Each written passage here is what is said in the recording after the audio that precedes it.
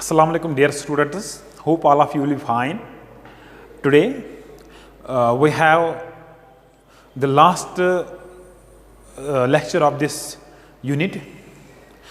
Today we will end this unit, that is the unit 3rd, and from tomorrow we will start the last chapter, that is techniques of social research. Assalamu alaikum dear students, hope all of you will be fine. I welcome all of you to Abid Sir's sociology classes here. Today we are going to discuss about advantages of sampling and disadvantages of sampling. Advantages, yeah, in other words we can say that merits and demerits of sampling.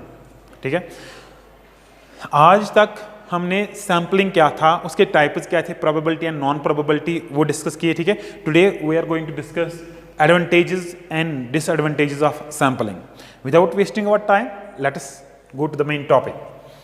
Advantages of sampling. ये सारे points हैं, इनसे हमें पता चलेगा, पता लगाने की कोशिश करेंगे हम कि एडवांटेज, फायदा क्या है सैम्पलिंग करने का, क्यों हम सैम्पलिंग करते हैं. ठीक है, what is the need for using sampling. ठीक है, what is the need of sampling. ठीक, first is that sampling saves time to a great extent. By reducing the volume of data, you do not have to go through each of the individual items. ठीक है, sampling की ये advantage है, सबसे important ये advantage है कि आपको हर एक को सिलेक्ट नहीं करना पड़ता है. ठीक है, आपको क्या करना चाहिए, आप थोड़े से डेटा उठा के या थोड़ा सा सैंपल उठा के उससे आप अपनी इंफॉर्मेशन हासिल करते हो और फिर जनरलाइज करते हो. ये आसान लग रहा है ना.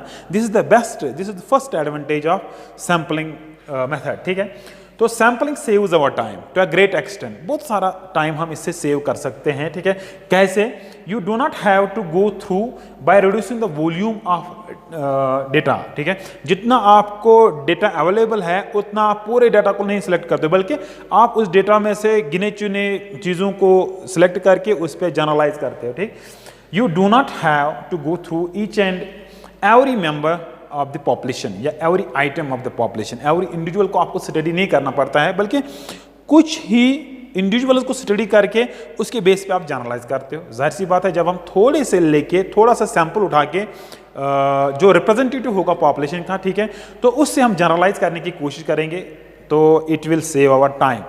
सो this is first advantage of sampling. Next, When you have limited time, जाहिर सी बात है, जब आपके पास कम टाइम होगा तो बेस्ट मेथड कौन सा है जिससे आप रिसर्च कर सकते हो या कम समय में डेटा हासिल कर सकते हो अपना.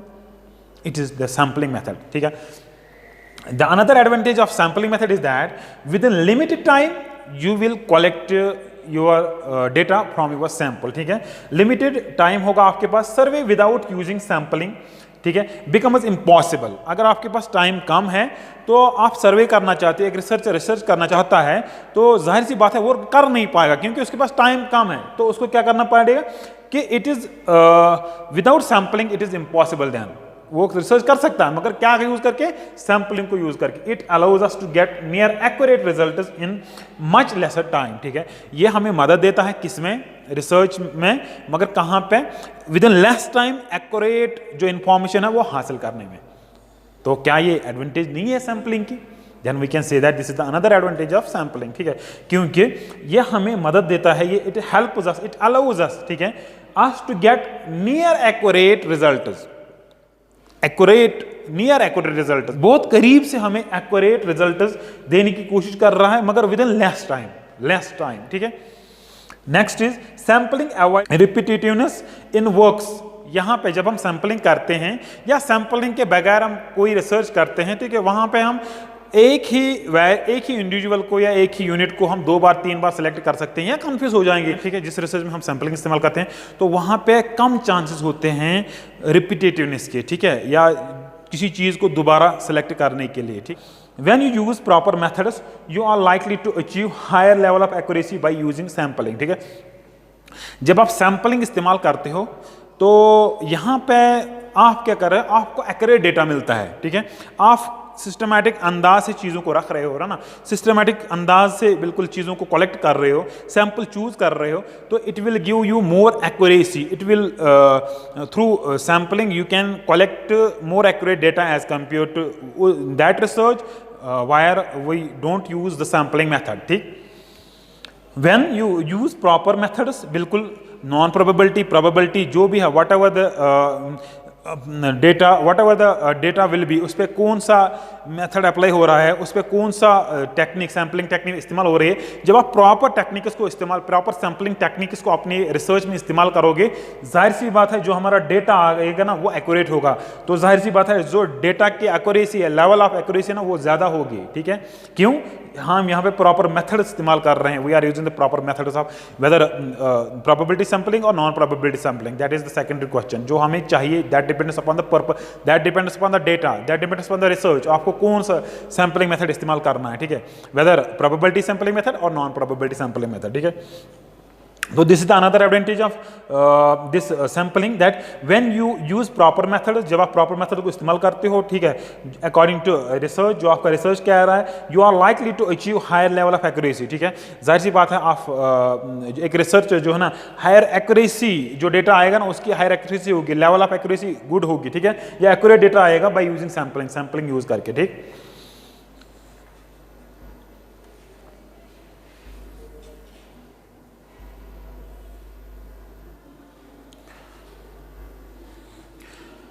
Next is by using sampling. By using sampling, you can get detailed information on the data even by employing small amount of resources, ठीक है। अगर आपके पास रिसोर्सेज ज़्यादा नहीं है, अगर आपके पास बिल्कुल जो है ना रिसोर्सेज रिसर्च करने के लिए पैसे ज़्यादा नहीं है, मैन पावर ज़्यादा नहीं है, इन्विजिलेटर ज़्यादा नहीं है, रिसर्च बाकी जो भी रिसर्च में चाहिए चीज़ें वो आपके पास ज़्यादा नहीं है, कम रिसोर्सेज है, ठीक है, तो आप इस चीज़ को इस्तेमाल कर सकते हो, आप सैम्पलिंग को इस्तेमाल कर सकते हो। क्यों सैम्पलिंग को हम इस्तेमाल कर सकते हैं? क्योंकि हमें यहाँ पे सैम्पलिंग एक ऐसा मेथड है जहाँ पे हम कम रिसोर्सेज के बेस पे भी हम रिसर्च कर सकते हैं, जैसे हमने सिग्निफिकेंस ऑफ सैम्पलिंग में पढ़ा, ठीक है। तो by using sampling you can get detailed information, आप डिटेल्ड इन्फॉर्मेशन हासिल कर सकते हो, कहाँ पे? ऑन द डेटा, जो आपका डेटा होगा उसके रिलेटेड डिटेल इन्फॉर्मेशन हासिल कर सकते हो, मगर even bye employing small amount of resources, थोड़ा सा, अगर आपके पास थोड़ा से भी रिसोर्सेज होंगे तो आप उसको इस्तेमाल करके सैम्पलिंग से डेटा हासिल कर सकते हो, ठीक है। तो ये हमें इस लायक बनाता है, ये हमें ये अपॉर्चुनिटी प्रोवाइड कर रहा है, it provides us opportunity to select या to collect our data without having enough resources, yeah, at that time when the researcher is having a minimum or less resources.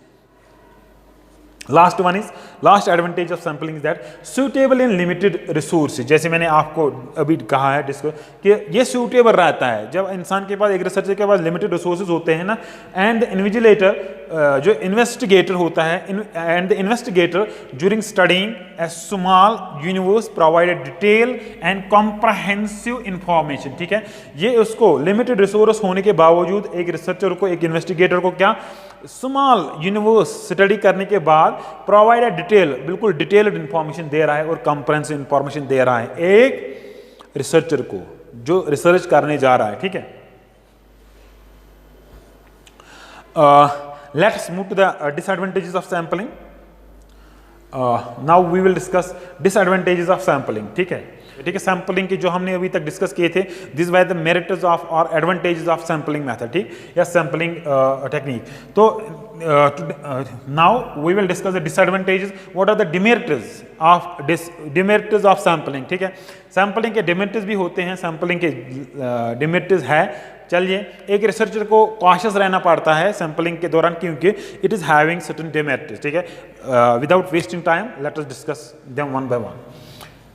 Due to human involvement, there could be a human bias. This is important.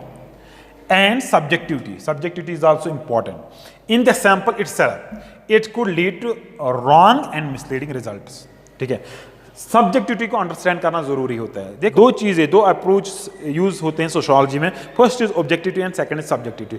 Objectivity किसे कहते हैं? जहां पे हम चीजों को देखें, practically observe करें, चीजों को टच कर सके, चीजों को देख सके, ऑब्जर्व कर सके, ठीक है। दिस इज टोटल ऑब्जेक्टिविटी, ठीक है। ऑब्जेक्टिविटी जहां पे हम चीजों को टच कर सकते हैं, देख सकते हैं, प्रूव कर सकते हैं, दिस इज ऑब्जेक्टिविटी, ठीक है। अब सब्जेक्टिविटी क्या है? Subjectivity is the another side of the same coin, ठीक है। वो क्या है subjectivity? Subjectivity is that approach जहां पे, जिसमें हम डील कर सकते हैं उन चीजों से जिनको हम जिनको हम टच कर नहीं कर सकते हैं, बल्कि only we can feel. For example जो हमारा माइंड है ना, this is subjective in nature. इसमें जो आइडियाज़ होते हैं हमारे, जो हम में इमोशंस है, जो आइडियाज़ है, जो फीलिंग्स है, वो सब्जेक्टिविटी के रिलेटेड होते हैं, ठीक है। उनको हम टच नहीं कर सकते, उनको हम देख नहीं सकते हैं, ठीक है। उनको हम बिल्कुल प्रैक्टिकली प्रूव नहीं कर सकते हैं, ठीक है। तो subjectivity is related to our mind. जो हम माइंड में कुछ सोच रहे हैं, ठीक है, उसको हम प्रूव नहीं कर सकते, उसको कोई इंसान टच नहीं, हमारे आइडियाज़ को कोई टच नहीं कर सकता, हमारे जो फीलिंग्स है, इमोशंस है, उनको टच नहीं कर सकता कोई, ठीक है। तो those things which we can't observe practically, which we can't touch, उनको हम सब्जेक्टिव कहते हैं, सब्जेक्टिव इन नेचर। इसीलिए जो चीज़ें हमारे माइंड में चल रही है ना, these are subjective in nature, ठीक है। एक रिसर्चर, नो डाउट, एक रिसर्चर सैम्पलिंग मेथड इस्तेमाल कर रहा है, सैम्पलिंग को इस्तेमाल कर रहा है, ठीक है। तो मगर वो सिलेक्ट करता है, वो अपनी माइंड को इस्तेमाल करता है कि कैसे मुझे करना है, किससे मुझे कौन सा, या जो रेस्पोंडेंट वहाँ पे आंसर देता है ना, वो अपने माइंड से समझ लेता है, ठीक है। तो वहाँ पे एक रिसर्चर का बाइस आ जाता है बीच में, ठीक है। बाइस मीन्स हो सकता है वहाँ पे जो ऑब्जर्व, जो वहाँ पे जो रेस्पोंडेंट है ना, उसने एक तरीके का आंसर दिया और मैंने दूसरी तरीके से समझ लिया, ठीक है। तो it means there is problem in subjectivity, समझने में, ठीक है। मेरा लेवल इतना नहीं है कि मैं उसका जो आंसर है प्रॉपरली समझ सका, ठीक। तो इसमें यहाँ पे क्या ह्यूमन बाइस इन्वॉल्व होती है, ठीक है। जब हम ड्यू टू ह्यूमन इन्वॉल्वमेंट, क्योंकि ह्यूमन ही ये सैम्पलिंग करते हैं ना, ह्यूमन ही सैंपलिंग को चूज करते हैं, और ह्यूमन ही जो हमने सैंपल सिलेक्ट किया है ना, उसको इन्वेस्टिगेट करते हैं, उनसे क्वेश्चन पूछते हैं, डेटा कलेक्ट करते हैं, ठीक है। तो वहां पे क्या है, there could be a human bias, यहाँ पे ह्यूमन बाइस हो सकती है, and subjectivity in the sample itself, subjective data आ सकता है, जो प्रैक्टिकली चीज़ें ऑब्जर्व, प्रैक्टिकली में एग्जिस्ट नहीं हो रही चीज़ें, वो इस रिसर्च में आ सकती है, आने का चांस है। दिस इज किस तरीके से, सैंपलिंग के थ्रू। हमने एक चीज़ सोची मगर प्रैक्टिकल में दूसरी चीज़ है वो, ठीक है, या दूसरी तरीके से वो चीज़ हो रही है, ठीक। तो इट मीन्स दैट यहाँ पे जो डिसएडवांटेजेस है सैंपलिंग की, वो ये है कि सब्जेक्टिविटी अगर इन्वॉल्व होगी एक रिसर्च में, तो वहाँ पे जो डेटा होगा हमारा वो एग्जैक्ट नहीं आएगा, या ह्यूमन बायस इन्वॉल्व होंगे कि जो चीज़ें नहीं है वो आ जाएंगी, एग्जैक्ट चीज़ें हम बता नहीं पाएंगे, एग्जैक्ट चीज़ें हम बिल्कुल दिखा नहीं पाएंगे, ठीक है, बिकॉज ऑफ द सब्जेक्टिविटी, ठीक। It could lead to wrong and misleading. जब सब्जेक्टिविटी किसी चीज़ में इन्वॉल्व होती है, जब सब्जेक्टिविटी अगर बिल्कुल 100% एक इंसान दूसरे इंसान के क्वेश्चंस को या क्वेश्चंस के आंसर्स को नहीं समझ सकता है, ठीक है। तो एक उसका अलग इंटेंशन होता है, हो सकता है वहाँ पे जो रेस्पोंडेंट होता है एक आंसर, एक क्वेश्चन को आंसर देने के लिए एक तरीका होता है, या एक स्ट्रैटेजी होगी, या एक तरीके से वो आंसर देगा, जो क्वेश्चन पूछने वाला होगा इन्वेस्टिगेटर, ठीक है, तो वो दूसरे अंदाज से उसको प्रिटेंड करेगा, उससे समझेगा, ठीक है, उसको अंडरस्टैंड करेगा। जाहिर सी बात है, then we can say that there is a gap, यहाँ पे डिफरेंस है कि जो बताने वाला है और जो समझने वाला है, ठीक है। किसकी वजह से हो रहा है, it is because of subjectivity, ठीक है। क्योंकि यहाँ पे क्या है, अगर सब्जेक्टिविटी इन्वॉल्व हो रही है, अगर बायसनेस हो रही है, तो it will lead to wrong and misleading result. जो हमारे रिजल्ट आएंगे वो गलत होंगे और मिसलीड करेंगे हमें, ठीक है, क्योंकि चीज़ एक है, हकीकत में एक चीज़ है, हमने दूसरी चीज़ को समझ लिया, ठीक। तो इस तरीके ये सबसे बड़ी डिसएडवांटेज है किस चीज़ की, सैम्पलिंग की, कि यहाँ पे सैम्पलिंग में अगर सब्जेक्टिविटी इन्वॉल्व हो गई तो बायसनेस आ गई, तो हम चीज़ों को प्रॉपर्ली अंडरस्टैंड नहीं कर पाएंगे, फिर चीज़ों को हम प्रॉपर्ली डिस्कस नहीं कर पाएंगे। Next disadvantage of sampling is that it is phenomena, it is phenomena complex nature. Sampling करना, जैसे आपको लग रहा है ना, सैंपलिंग करना आसान नहीं है, आसान है, इतनी आसान नहीं है। अगर ट्रेनड इन्वेस्टिगेटर्स नहीं होंगे हमारे पास, अगर रिसर्चर जो है ना ट्रेनड नहीं होंगे, उनको इन्फॉर्मेशन नहीं होगी कैसे करते हैं, किन चीज़ों को ख्याल रखना पड़ता है, तो जो पूरा सिस्टम है ना, पूरा जो प्रोसीजर है वो गलत हो जाएगा, ठीक है। तो it mean that it is phenomena are complex in nature, ठीक है। The selection of sample becomes more difficult, ठीक है। It is difficult to pick two similar situations, institutions and individuals for the same picking, ठीक है, as a same sample, ठीक है। ये difficult हो रहा है, ठीक है। तो सैंपलिंग आसान नहीं है, सैंपल को चूज करना आसान नहीं है, बहुत सारी चीज़ों को ख्याल रखना पड़ता है। अगर हमारे पास इन्वेस्टिगेटर्स अच्छे नहीं है, ट्रेनड नहीं है, या वेल साइटेड नहीं है, या रिसर्चर्स अच्छे नहीं है, ट्रेनड नहीं है, तो इट विल मिसलीड अस, ठीक है। जो डेटा आएगा वो गलत आ जाएगा, ठीक है। तो it will become difficult to collect data, ये to choose a sample from a representative population, ठीक है। If the sample units are complex and not homogeneous, this sample technique will become problematic and unscientific, ठीक है। अगर, क्योंकि मैंने I have already discussed this thing that कि whenever we use sampling method, we have to try, most of the times we have to try to make the population homogeneous from heterogeneous, तब हम अच्छे तरीके से sampling कर सकते हैं। अगर हेटेरोजेनियस पॉपुलेशन ना हो तो हम अगर हेटेरोजेनियस पॉपुलेशन होगी हमारे पास और उसको हम होमोजीनियस बनाने में फेल हो गए तो हमारी सैम्पलिंग में एरर आ सकता है, ठीक है। तो इसीलिए सैम्पलिंग में ये चीज़ इंपॉर्टेंट है कि अगर हमारे पास if we are having heterogeneity population, we have to convert that population into homogeneity population या होमोजेनियस ग्रुप्स, ठीक है। Then we have to choose the sample, ठीक। तो this is important if the sample units are complex और not homogeneous, ठीक है।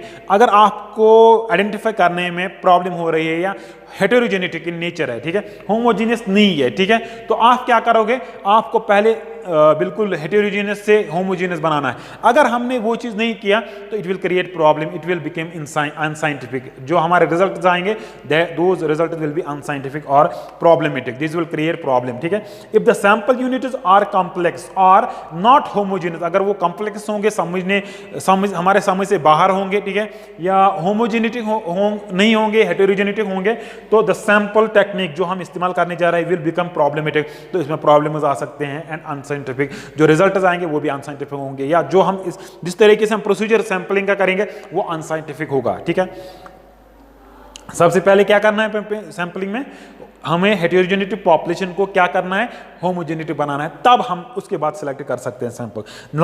Next disadvantage of sampling is that this sampling technique is become scientific only when it is done by specialized investigators, ठीक है। अगर आपके पास I have already stated this thing that अगर आप if we don't have the specialized investigators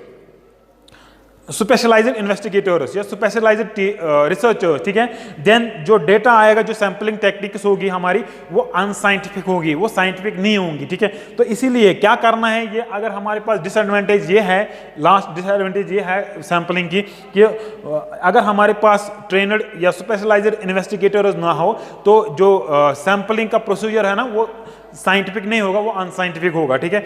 only when it is done by specialised investigators, हाँ, क्योंकि the sampling technique is become scientific, तब scientific बन सकती है, तब अच्छी तरह से बिल्कुल हम इस पर भरोसा कर सकते हैं, बिलीव कर सकते हैं, रिलायबल बना सकते हैं इस चीज़ को, रिलायबल मान सकते हैं इस चीज़ को, when it is done by specialised investigator, जब ये या इसमें इन्वॉल्व होंगे कौन, स्पेशलाइज्ड, जो ट्रेनर होंगे, जिनको पता होगी कैसे सैंपलिंग करनी है, कैसी चीज़ों को हैंडल करना है, ठीक है। अगर वो ना होंगे, स्पेशलाइज्ड ट्रेनर्स नहीं होंगे इसमें, स्पेशलाइज्ड इन्वेस्टिगेटर्स नहीं होंगे इसमें, ठीक है, रिसर्चर्स नहीं होंगे, ठीक है, तो it will not become a scientific procedure, ठीक।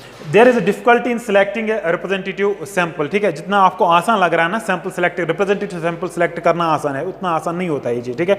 रिप्रेजेंटेटिव सैंपल हम किसे कहते हैं, जहां पे पॉपुलेशन और जो हम सैंपल चूज करेंगे ना एटलीस्ट कुछ फीचर सिमिलर होंगे उस पॉपुलेशन के, अगर उनके फीचर सिमिलर नहीं होंगे तो उसको हम रिप्रेजेंटेटिव नहीं कहते हैं, ठीक है। रिप्रेजेंटेटिव तब होता है जब पूरी पॉपुलेशन जो होगी, जो हम सैंपल चूज करेंगे वो उनमें होगा, ठीक है, वो उन जैसे होंगे, वो उनमें बिल्कुल मिलते जुलते होंगे, कैरेक्टरिस्टिक सेम होंगे, ठीक है। नेक्स्ट इज अगर हमने बिल्कुल रिप्रेजेंटेटिव, या यहाँ पे डिफिकल्टी ये है रिप्रेजेंटेटिव सैंपल का सिलेक्ट करना बहुत मुश्किल है, ठीक है।